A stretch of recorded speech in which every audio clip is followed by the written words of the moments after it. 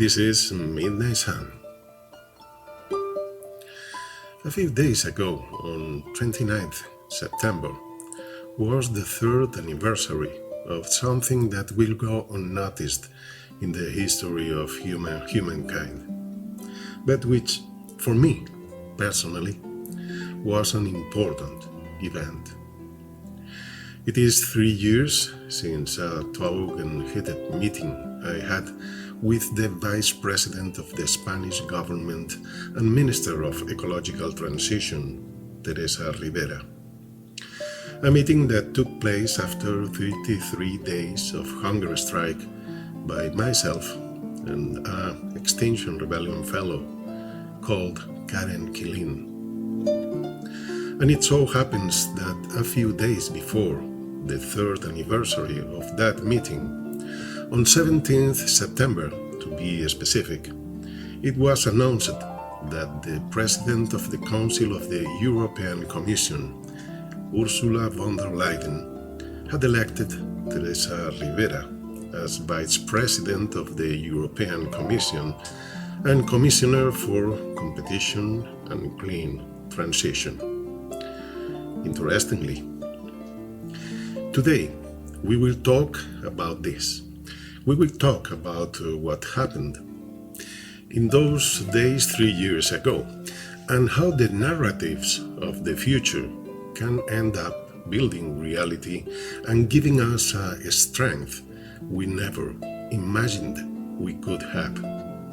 As Gandhi said, strength does not come from physical capacity. It comes from an indomitable will. If you think that this podcast doesn't apply to you, that these topics don't apply to you and your life, you might be wrong. You may find things here to help you live, to help you give your life a more satisfying direction.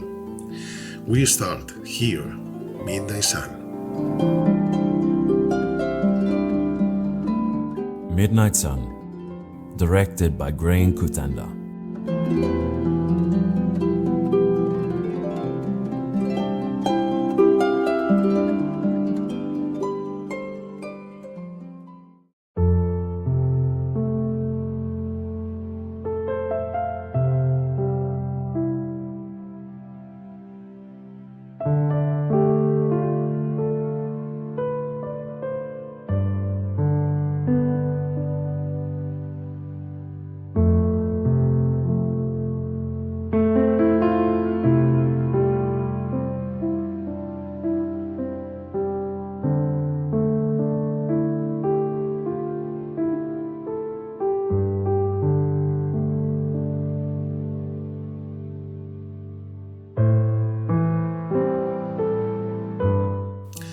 As you know from Midnight Sun, from this program, from this podcast, we have launched a new social movement to tackle the climate and extinction crisis we are facing.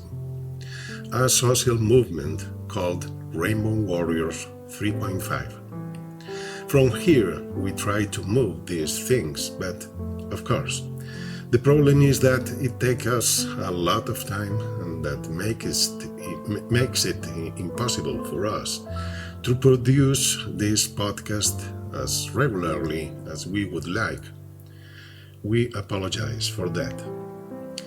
But today we decided to make this program special on this date because, as I said, it was recently the anniversary of that non-violent action with regard to the climate and extinction crisis, an action that put us in a position in which we did not expect to find ourselves. Welcome to all of you to this program, wherever you come from and whatever your ideas.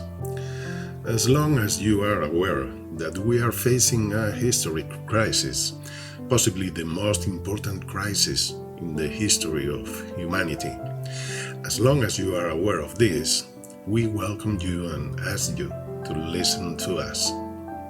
But before we talk about the hunger strike and the meeting we had with the Vice President of Spain, who is now going to be the Vice President of the European Commission, no less, I would like you to listen to a legend from the Earth Stories collection. One of the legends on which the research I have been doing since 2016 is based. Research that led to the hypothesis of the myths of the future, which has been included in the curriculum of a postgraduate course at the University of Edinburgh. It is a legend which has a close relationship with what I am going to tell you later. A Tibetan Buddhist legend, although its origin is possibly older, as it may have its origins in the Bon religion. But in this case, the legend will be told by Joanna Macy. Joanna Macy is an academic expert in systems theories and deep ecology, and is also a scholar of Tibetan Buddhism. In fact, she has had Tibetan lamas as teachers.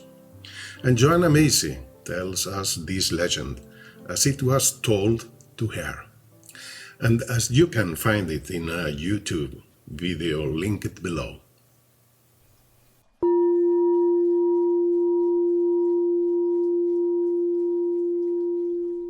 My best friend, Dugu Chogyal Rinpoche, gave me this teaching.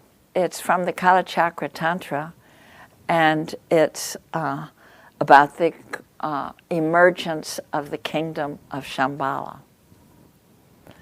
And in this particular interpretation by my friend from Tashijong, the term arises Shambhala warriors. And it's obvious that that's a metaphor for the bodhisattva. So as we're looking to how do we be bodhisattvas, this has been a big help to me. Okay, I'll start. There comes a time when all life on earth is in danger. In this time, great powers have arisen, barbarian powers. And although they waste their wealth in preparations to annihilate each other, they have much in common. And among the things they have in common are weapons of unfathomable death and devastation, and technologies that lay waste the world. And it is just in this time, when the future of all beings seems to hang by the frailest of threads, that the kingdom of Shambhala emerges. Now you can't go there because it's not a place. It exists in the hearts and minds of the Shambhala warriors.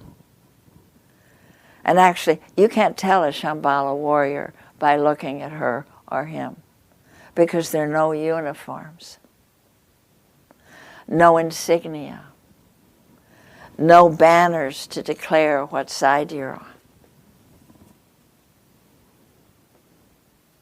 no barricades behind which you can rest and regroup or stand to threaten the enemy, not even any home turf,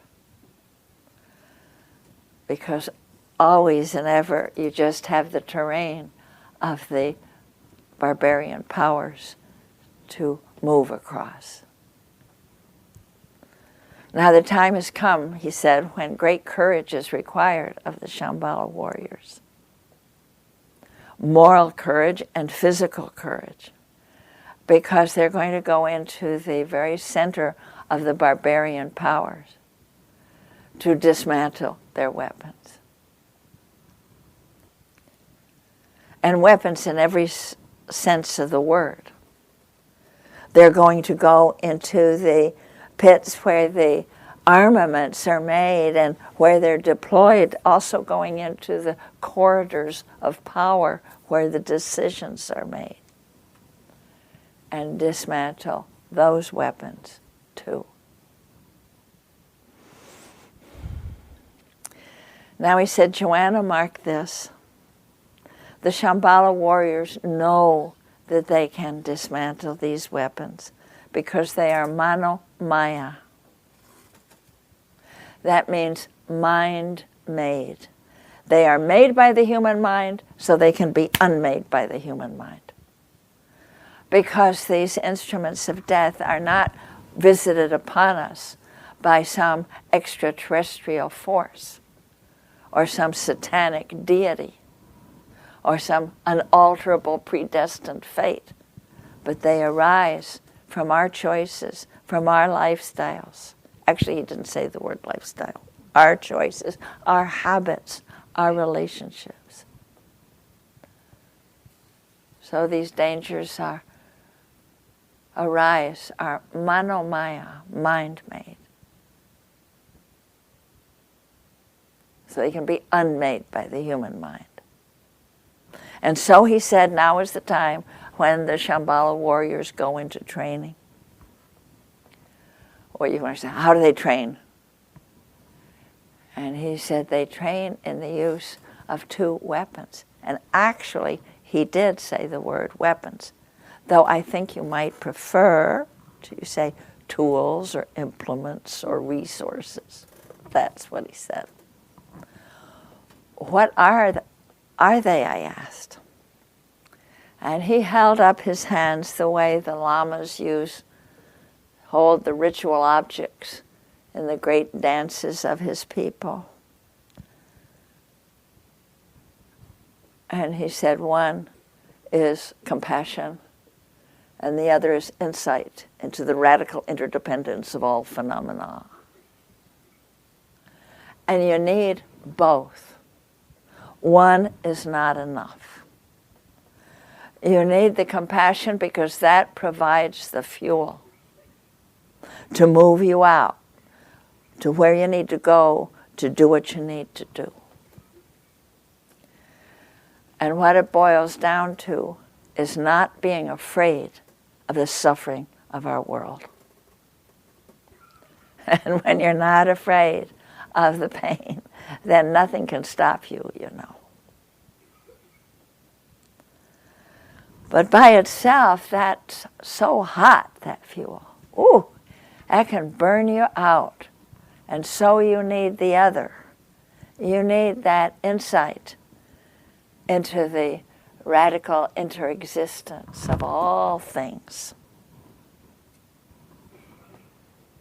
And with that, you know, that this is not a battle between the good guys and the bad guys, but that the line between good and evil runs through the landscape of every human heart.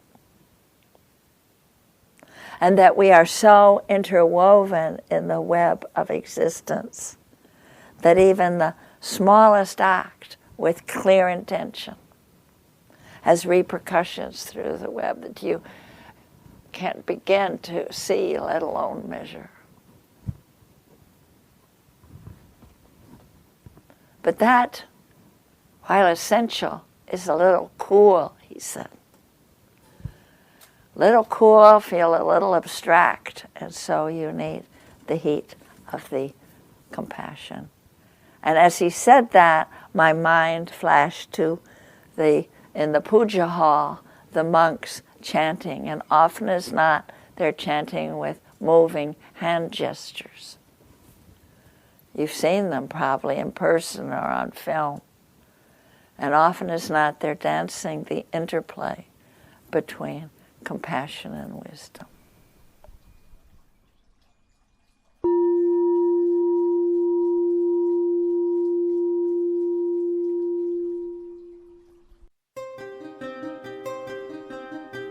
Do you work in education, storytelling, communication, or social work?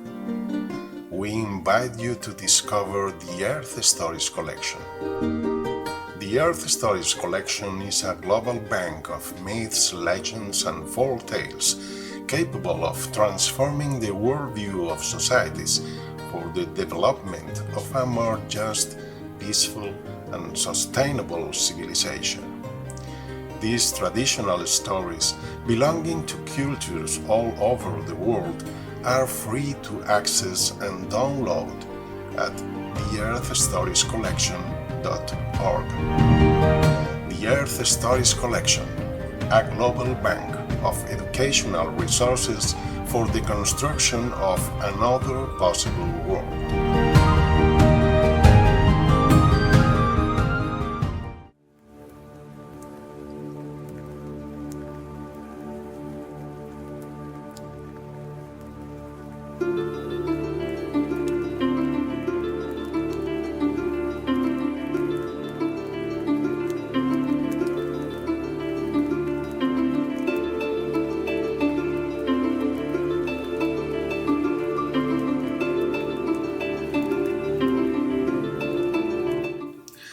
And now I am going to tell you my own story, the story of that hunger strike in 2021.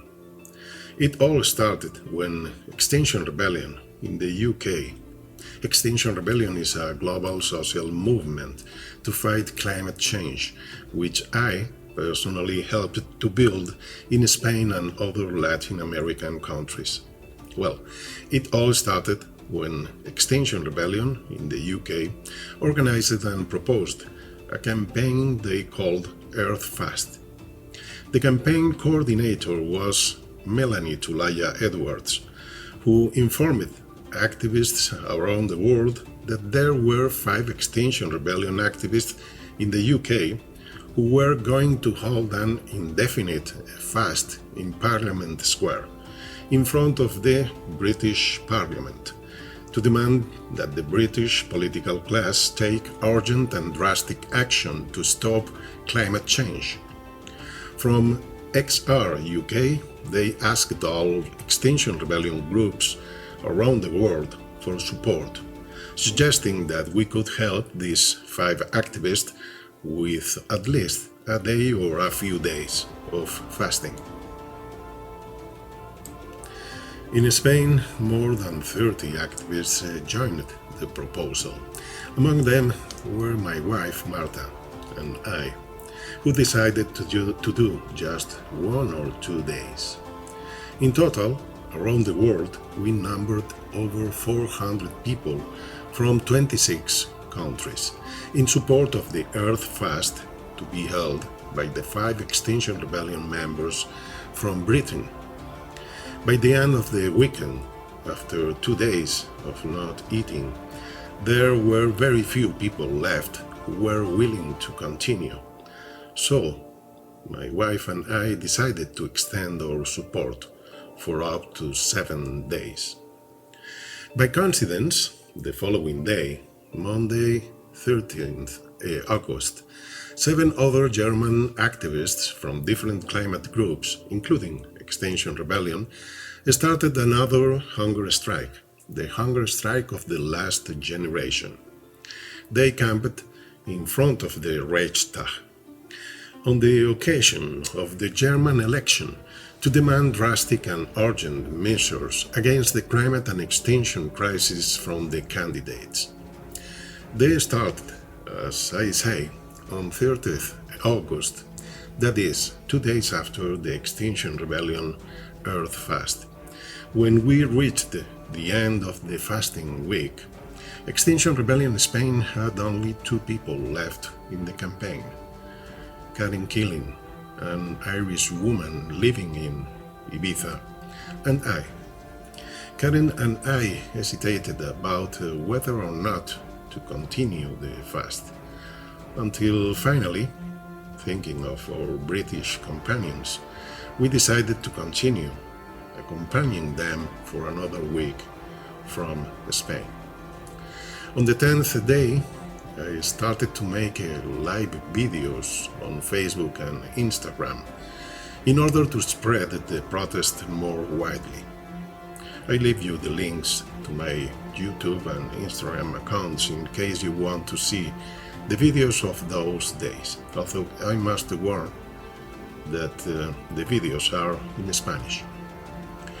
It was on the 13th day of fasting that Karen and I decided to turn our fast into an indefinite hunger strike, aiming our message not so much at supporting our British colleagues as to demand stronger action against climate change from our government in Spain.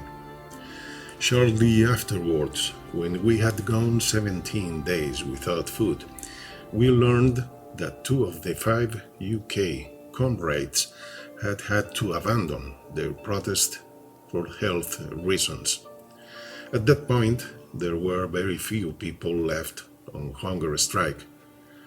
3 colleagues in Britain, Karen and myself in Spain, and 4 more activists in Germany. In total, 9 people worldwide. My most critical moment came on the 22nd day, while on a working trip to Romania, when I made the clumsy mistake of drinking a caffeinated coffee. Indeed, I was on the verge of giving up. The caffeine had such an effect on me that I almost fainted. That was certainly my worst moment in the whole hunger strike. By the 24th day of the strike, the UK colleagues had to give up, and only 1 person remained who fasted during the day and ate at night. 2 days later, we would learn that 3 of the 4 remaining colleagues in Germany had been hospitalized. Thus, we were left with only 3 climate activists holding our positions: Henning Jaschke in Germany with 24 days without food, and Karen and me in Spain with 26 days. It was also at that time that I received a call from a friend, a world-renowned activist from Argentina, Esteban Servat, who had been exiled from his country after he and his family received death threats for exposing dirty dealings of politicians and businessmen with serious environmental damage in the Mendoza region. Esteban called me and suggested that maybe we should go to Madrid to give more visibility to what we were doing, as the mainstream media were not following our protest. Finally, we decided that we would go to Madrid on 26 September to demand a meeting with Spain's Vice President and Minister for Ecological Transition, Teresa Ribera. On the very day we were leaving for Madrid, we learned that the last German activist had also abandoned his hunger strike after 28 days. Karen and I were left alone as the spearhead of the climate movement in that campaign, with 30 days without food, which we would extend in Madrid. Shortly before driving to Madrid, Melanie from Britain informed us that she had been contacted by someone from France, Jean-Pierre Garbichu, who had suggested the possibility of promoting a global fast day through social media in solidarity with Karen and me. That gave a very different perspective to what we were doing. The fact that we were standing alone in the world as the spearhead of the protest put a huge responsibility on us. If the media chose to focus on us now, We would have to take advantage of the situation and take the gamble to the end, whatever end might mean. In our car, shortly after setting off for Madrid, my wife Marta and I had a conversation. In it, I felt obliged to ask her permission to go to the ultimate consequences, if necessary. I could not make that decision on my own, because of the consequences for her as well. And Marta finally gave me her blessing and her permission to do whatever I had to do, if the circumstances were right to make a global impact that could change the course of climate-related events. And with that significant moment in our lives began the adventure of the last 3 days in Madrid, which I will now tell you about.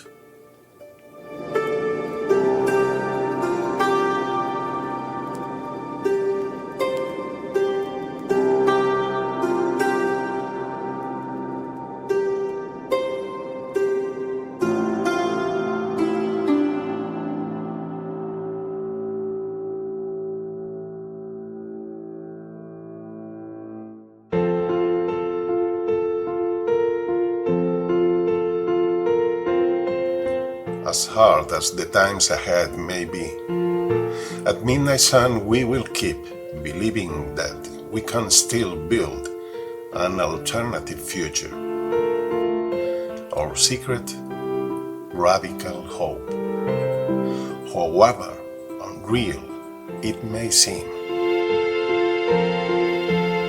Join the tribe of Midnight Sun.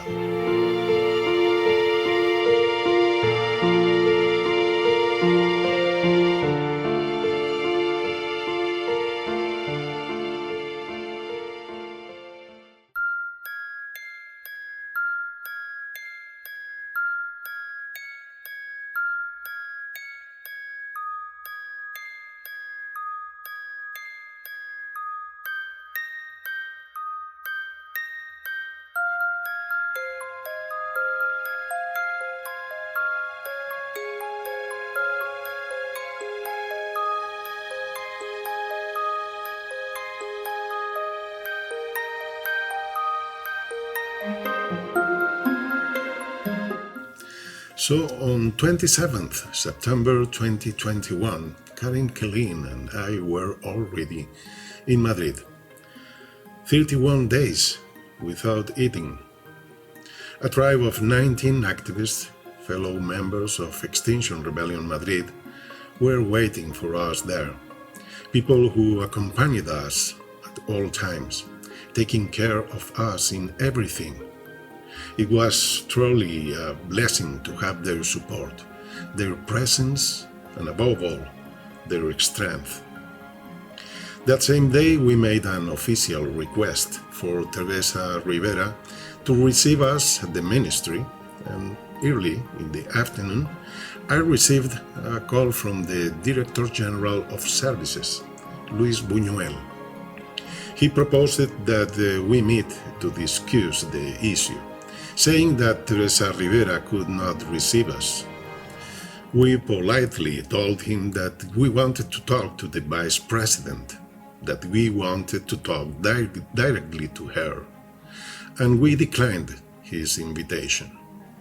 Later, when we were at the door of the ministry, the Director General of the Spanish Climate Change Office, Valvanera Ulargui, right hand of Teresa Ribera, came down to see us. She also treated us with great kindness. However, we also declined her offer to meet with her, telling her that we wanted to talk to the Vice President, Teresa Ribera. Finally, that first day in Madrid, we received a phone call from Teresa Ribera. The Vice President was trying to get us to abandon the hunger strike, and that she would give us a meeting. We told her no, that we were not going to give up the hunger strike, because if we gave up, we would have no power to put pressure on them. Specifically, I said, Teresa, we have to see each other personally. We have to look each other in the eye, because we are talking about the lives of billions of people who could die in this climate crisis. Not to mention the hundreds of thousands or millions of species which could also disappear in this extinction crisis. The next day, on our 32nd day on hunger strike, the Vice President, Personal Secretary, Pilar, called us. During those days, I had several hard phone conversations with Pilar, because Karen and I had to demand that meeting, while she had to set boundaries and firewalls so that we could not get access to her boss, and at the same time, try to get us to abandon the hunger strike. Later, when it was all over, I myself apologized to Pilar for the harshness of some of our conversations. We each had to play our roles. On the 32nd day of the strike, Pilar proposed that we meet on 11th October, trying to force us to abandon the strike, as that would mean waiting for 47 days without eating. I told her that we would not reach an agreement, that we would continue with the hunger strike. Pilar told us that the Vice President had to leave for Brussels the next day, and we told her that we would wait for her in Madrid without eating. The pressure to we giving grew until I told her that a global fast in solidarity with Karen and me had been organized for the following day, 29th September, and that even Extinction Rebellion UK activists were going to hold a vigil outside the Spanish embassy in London. We hung up the phone without reaching an agreement. The next day, on our 33rd day on hunger strike, more than 200 people around the world supported us with a one-day fast.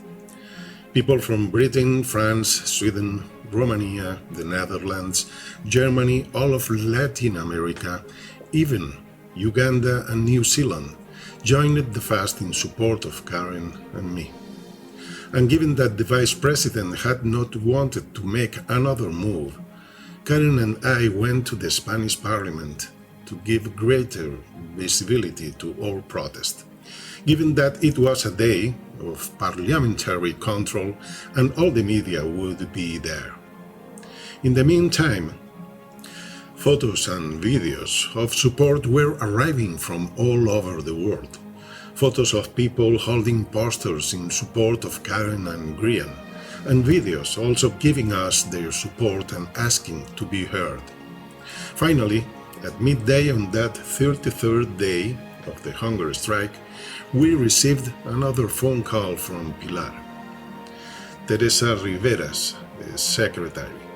Finally, the Vice President would receive us in the early afternoon. This is where the legend of the Shambhala warriors revealed itself in all its power.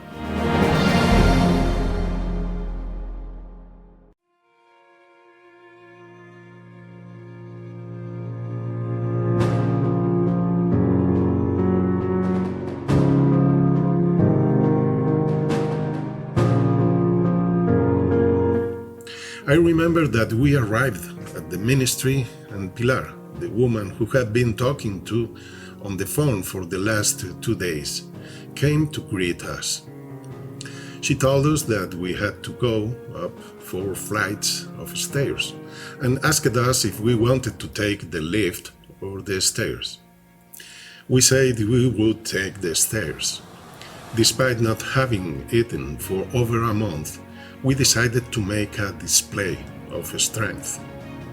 And I remember that we reached the last corridor, the corridor in which, suddenly, at the end, we saw the door of the office of the Vice President of the Spanish government open. We saw the silhouette of Teresa Ribera and her chief of staff, Mark Pons. It was a very long corridor, about 4 yards wide, all the walls lined with wood.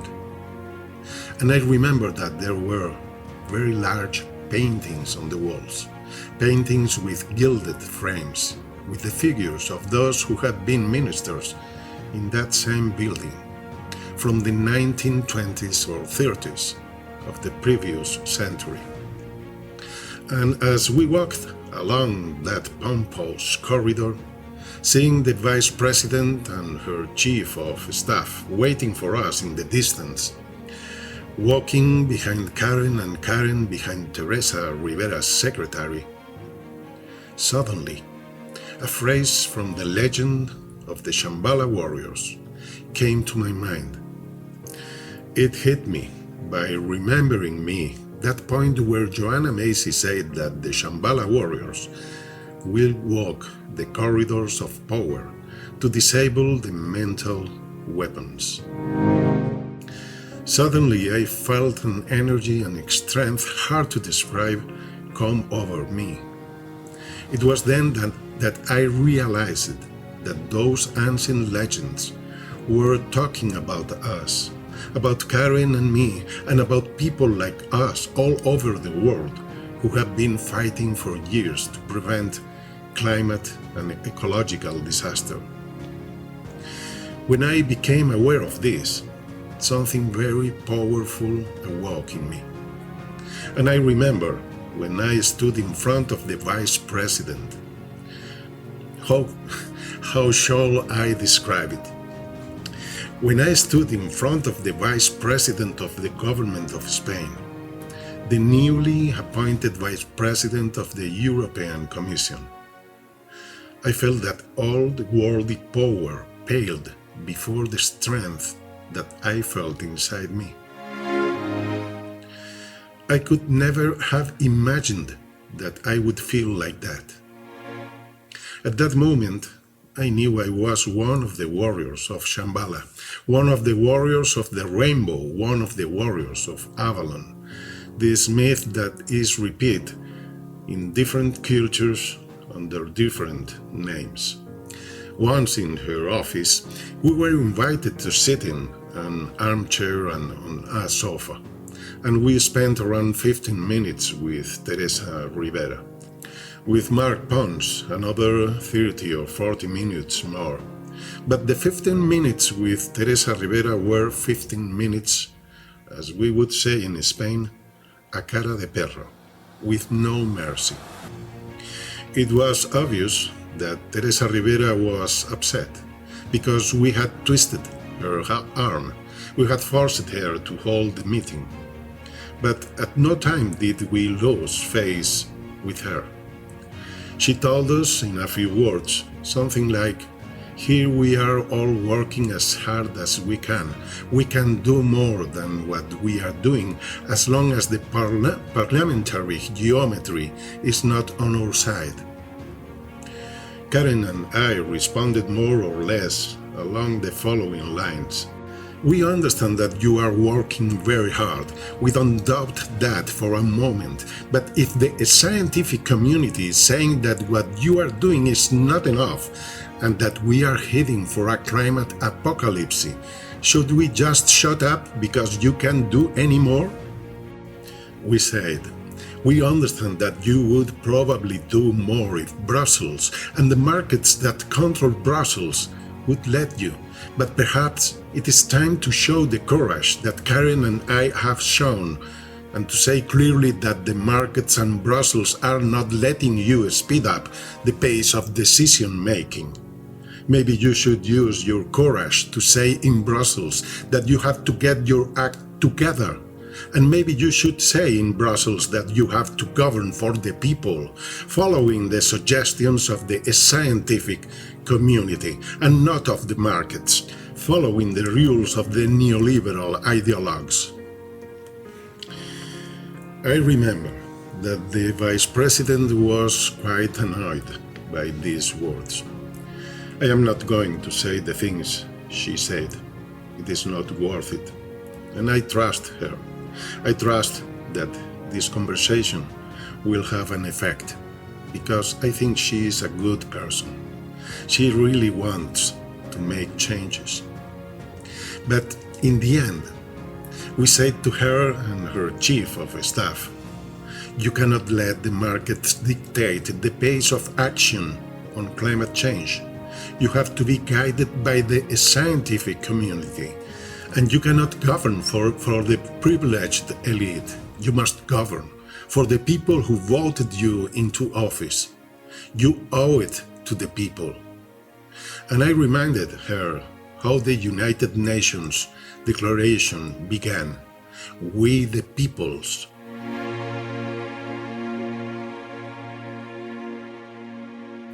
When the meeting was over, we went out into the street, where the Extinction Rebellion tribe was waiting for us, and told them everything that had happened in the Vice President's office. We told them that, in the end, as expected, we had not achieved any compromise. And after informing our people, I found myself a quiet place and burst into tears. It had been a really difficult few days, very difficult, with a lot of strain. It was not only the hunger strike. My wife, Marta, did not miss my emotional state and came with me once again. I didn't swallow my tears by myself. She was there with me.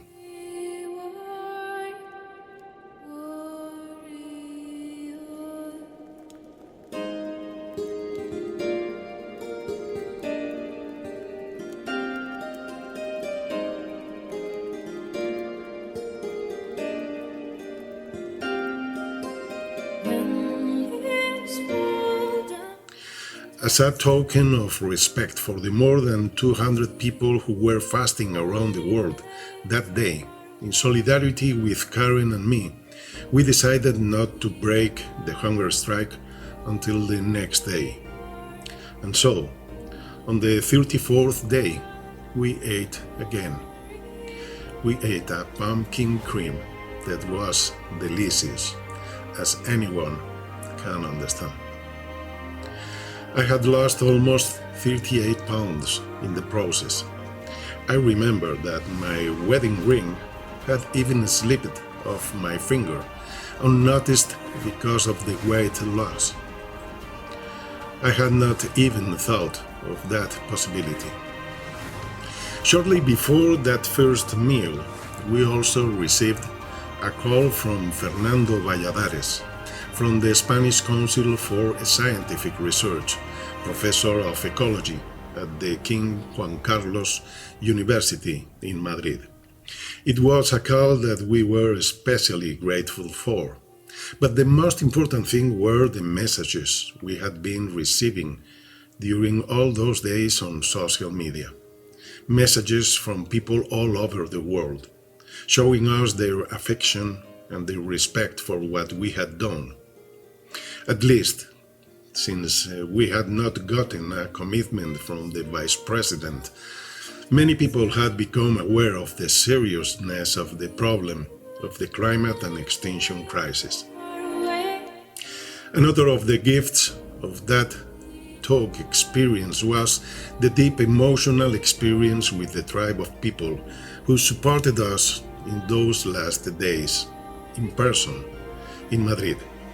In addition to Marta, Melanie and her team from London, Jean-Pierre Garbichou from France, I cannot fail to mention Alejandro Sacristan, Héctor Escudero, Patricia Herrero, who also found a way to get a blood test for Karen and me when we had been on hunger strike for 32 days, because the only blood test I had ever had was when I had been without food for 10 days. Thanks also to Fernando Prieto, Jaime Lara, Marta Moreno, Herbert Troll, Colin Fay, Victor de Santos, Alex Maud, Dani, Noelia, Carlos, Iago, and Lina. Thanks to that magnificent tribe that supported us during those 3 days in Madrid. And of course, my deepest thanks to Karen and Killeen, who dared to carry out this crazy trip with me. This is Midnight Sun. Let's move on the conclusions.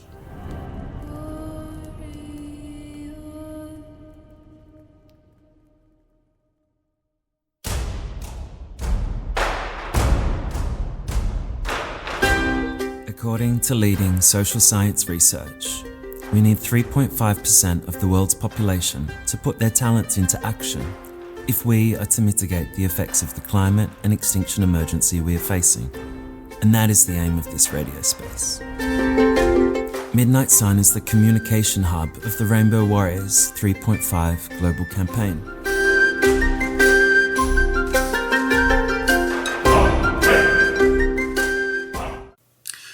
At the beginning, the idea was to make this the shortest program we have ever done at Midnight Sun. My idea was to make it 15-20 minutes long, but in the end, it might be the longest of them all. But, well, maybe it just had to be, who knows. But I don't want to finish without leaving some conclusions. What I have tried to transmit with this personal story, with this individual, personal, real-life storytelling with which we have made today's episode. The first thing I was trying to convey is that we have a very serious problem in the world, which is not going to be solved by magic. I wanted to convey that civil society, the people, ordinary people all over the world, have to take action if we really want to live a decent world for our children and grandchildren. I also wanted to convey that we can do more than we think we can. That, as Gandhi said, strength is not in weapons, money, or physical abilities. Strength is in an indomitable will.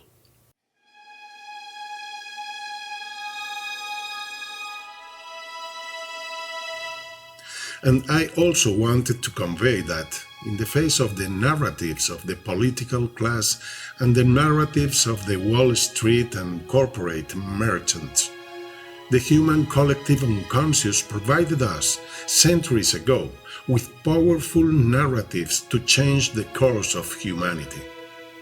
That these narratives are what I have called, in my research, the myths of the future. And that these stories provide us with the power of the archetypes of the human collective unconscious, the power of what in ancient times were called gods and goddesses. As the psychologist James Hillman pointed out, the gods are not in Greece or in myth books, or even in Campbell's books, but right on the corner of Broadway and 42nd Street, waiting for the lights to change.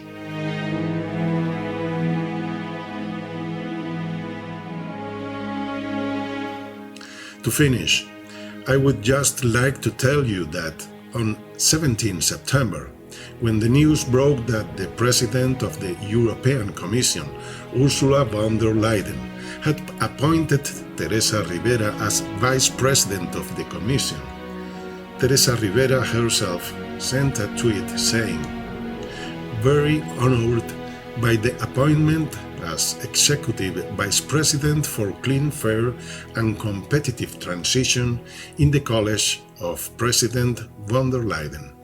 Together we will be a team working towards a common goal." In response to the news, I wanted to send a message to Teresa Ribera via Twitter. I sent her a direct message, replying to her tweet from the Midnight Sun account of this program. I wrote, "My sincere congratulations, Teresa. I am convinced you will do a good job. I'd like to believe that you haven't forgotten what we talked about in your office on 29th September 2021, when Karen, Killeen and I had been on hunger strike for 33 days over climate. Best of luck to you, Grian Cutanda. This is the end of this story.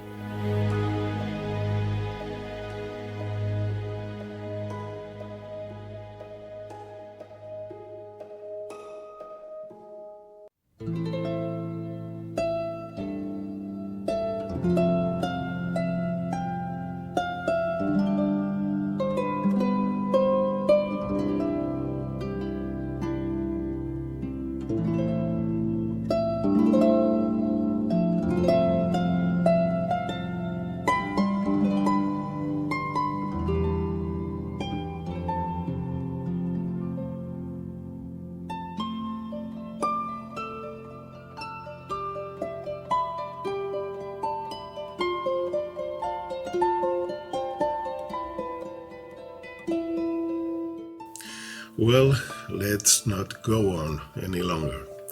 This was going to be a short one, but in the end, it was possibly the longest episode we have done so far.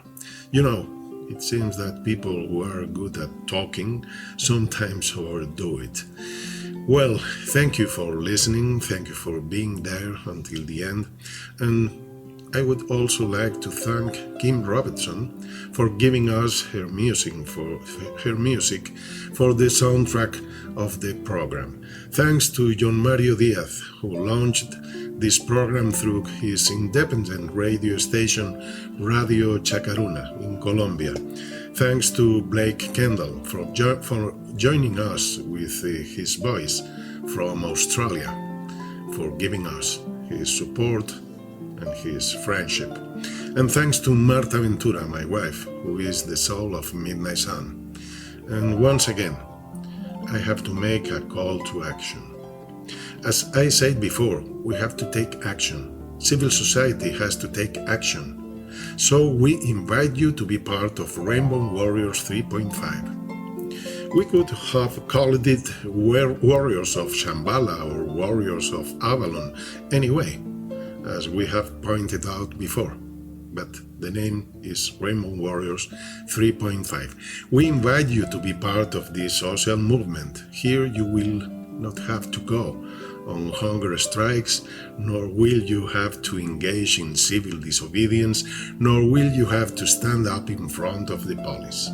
This social movement aims to complement all of that with gentle, risk-free activism, but activism nonetheless, because we need millions of people working to stop climate change and extinction crisis.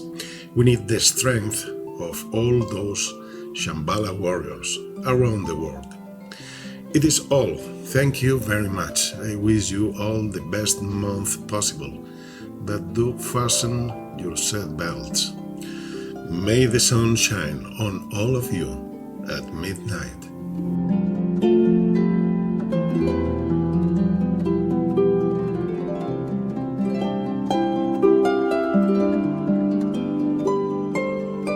Midnight Sun is a radio program that seeks to foster the process of social transformation needed to address the social, climate, and extinction emergency we are now entering.